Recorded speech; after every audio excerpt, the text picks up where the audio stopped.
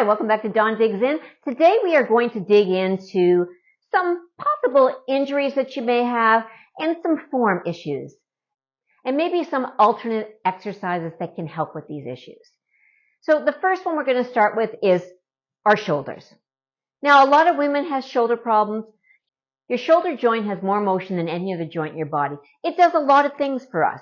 We can go up, we can go down, we can go around. We put a lot of pressure on the shoulders to do a lot of different things. So it's obvious that this is one area that we can get a lot of injury.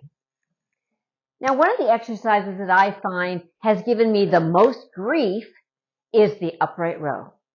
Okay, anybody that has shoulder issues will tell you stay away from the upright row. You're getting that elbow above the shoulder, and this is what impinges that shoulder and can cause you grief.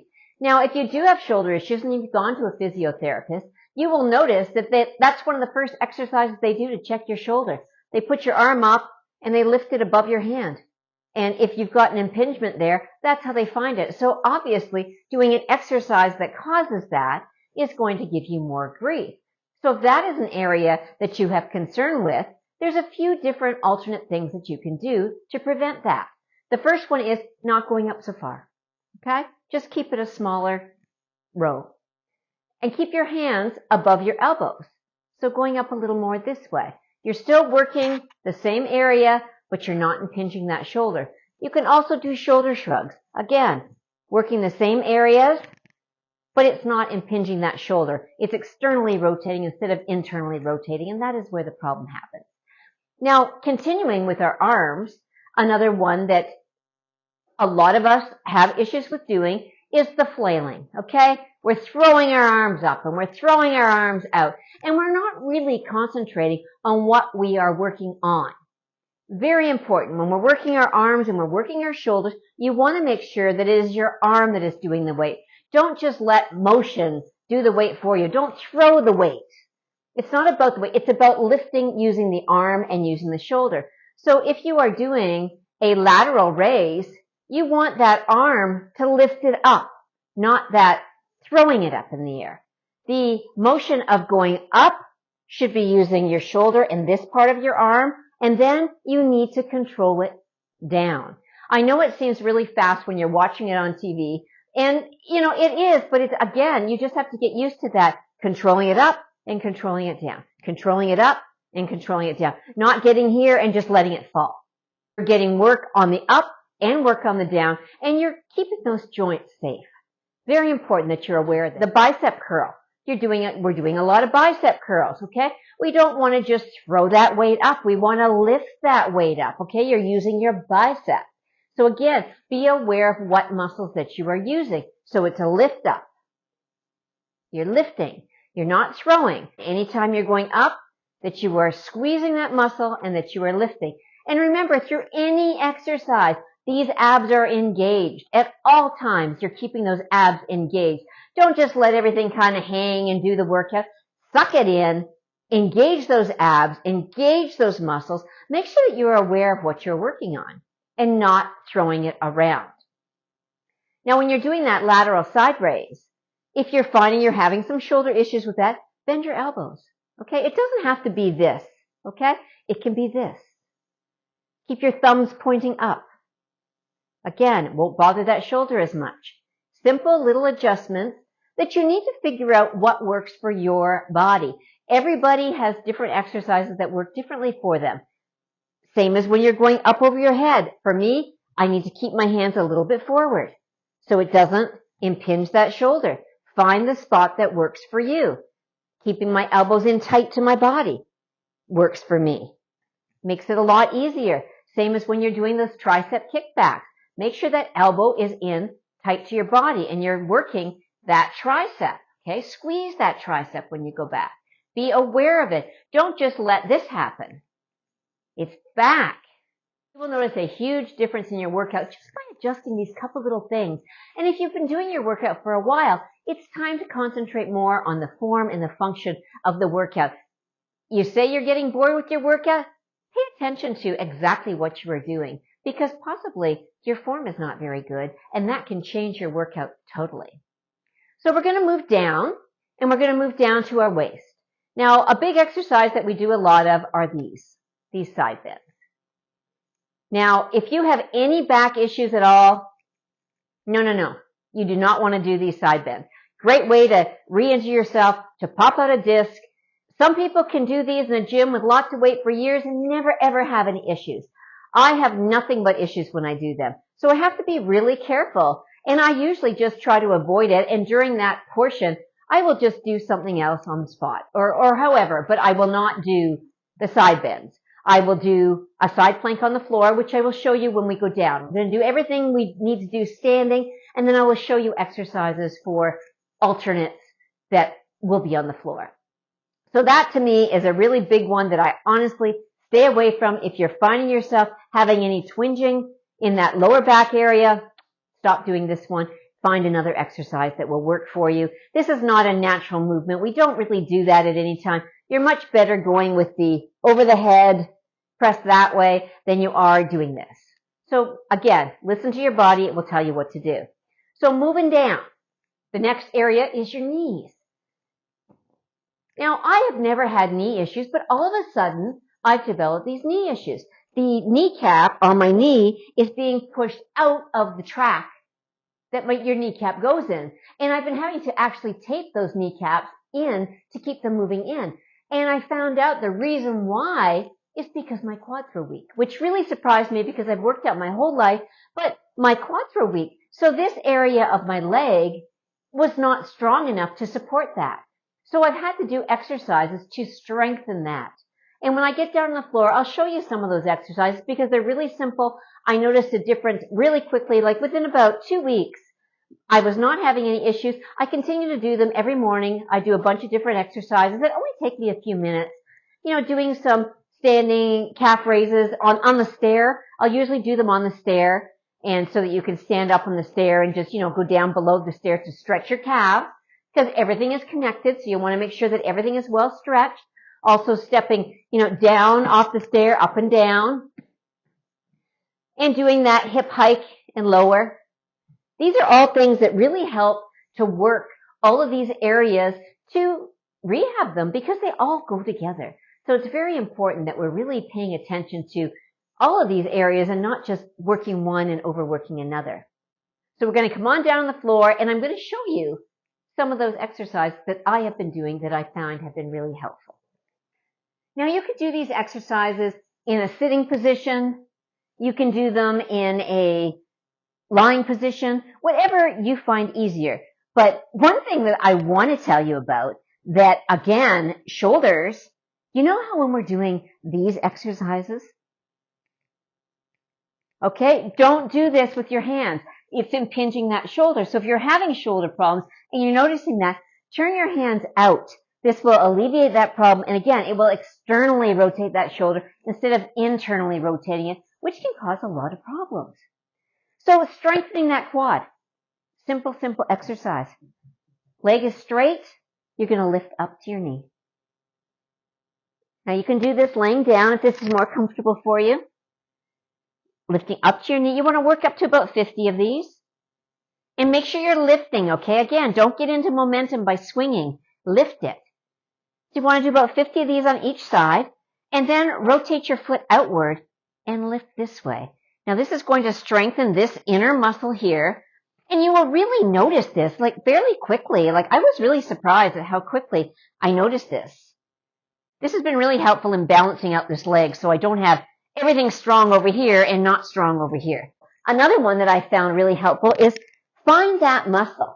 Okay, there's a little muscle right in here on your knee, and you kind of need to palpitate it. Okay, you need to give it a little few taps, and then tighten your quad.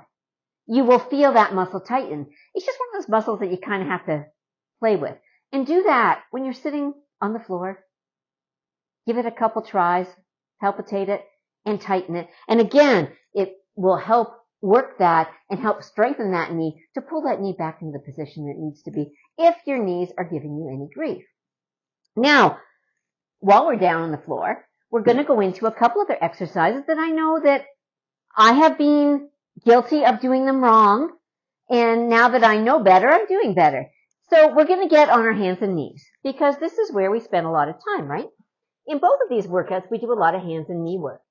So one thing that you want to make sure that you're not doing is there's no cat-cow, okay? Your back is nice and straight. Your hands need to be underneath your shoulders, not out here, not back here, underneath your shoulders. Super important. If you have problems with your wrists hurting, grab some weights. I found 5 pounds give me more hand room. Get these underneath your shoulders and then do your workout from there. It will alleviate that pain on your wrists and it will make you able to do that exercise without too much problem. Now, when we're doing some of these butt exercises, because they are your butt we're working, so you want to make sure that you're feeling that in your butt. And the only way to feel that in your butt is to get that contraction back there. So let's just start with a really simple one when we're going in and back, okay? Now, when we're doing this, you're pushing that heel back. This is not a throwing your leg back and going in and out like this, okay? You're pushing that back and pushing it back. So if you had your hand there, you would feel that muscle contract. Very important that we're feeling these contractions. It's the same as when you're doing your fire hydrant. This is another big one that people get wrong. They're doing this, okay? This knee has to get up to your hip. So it's got to be up here, up here. You want to make sure that you're getting that knee at least hip level to really get in there and really feel that contraction. They're simple exercises, but you really need to be aware of how you're doing them and exactly what you're using in your body to do them with. Now, another big one that can be a problem and something that we do wrong a lot is a glute bridge. You all know the glute bridge, okay? We're going to get down on the ground. You're going to place your feet on the ground. You're going to press into your heels, and you're going to press up. Now, I want you to do that, and I want you to tell me where you feel that. Leave me a comment. Where do you feel that? Are you feeling that in your quads? Are you feeling that in your hamstrings? Or are you feeling that in your butt? Okay, your butt is where you want to feel this. If you're not feeling it in your butt, you need to make some adjustments. It could be moving your feet out. It could be moving your feet a little bit closer. It could be pressing in, lifting your toes up so that you get that full contraction right here. Now, the same as doing this glute raise, you could just hold that glute raise. Just doing the same thing, doing some small pulses. You can hold that for a minute or two. You are getting an amazing butt workout, but make sure that you are feeling it here. You are not feeling it all in your quads. Just a little bit of a tweaking can make all the difference in where you're feeling that motion. Now that we're down on the floor, we had talked about those side bends. That just bothers me just doing that small amount. And I told you that there is an alternate to doing that, and it's the side plank. It's going to work all those obliques, those same muscles, without giving you that aggravation. So when you see them doing that in the video, do something else for that time period. And when they're going for a drink, or you're down on the floor, or at the end of your workout, add a couple of those side planks into it. It will help prevent that injury. If you've already got an injury there, it will keep it from getting worse. So we want to go down on our side. Now you can do this with your knees bent or your legs straight, up on your elbow. Keep your body up here, okay? Pretend that there's something there that you can crush. And you don't want to crush anything. You want to keep some space there. So pull yourself up as much as you can. And then all you're going to do is lift and down. Lift and down. Abs are engaged. Keep them tight all the time. Lift and down. You can lift and hold. This is an amazing exercise. You will feel this everywhere. If you want to do that with your legs straight, you can do it with your legs straight. Same thing. Don't crush anything here. Keep that lifted. And you can hold that side plank as well.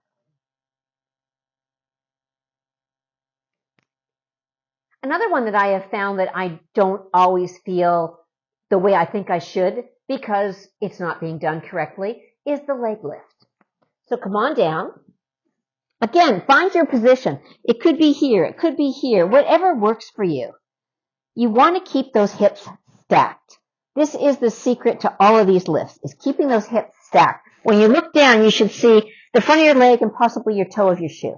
If you're seeing any more than that, your legs aren't straight and they need to go back farther. So be very aware that your legs are not here when you're doing this. You can see all of your leg, they're too far forward. Pull them back.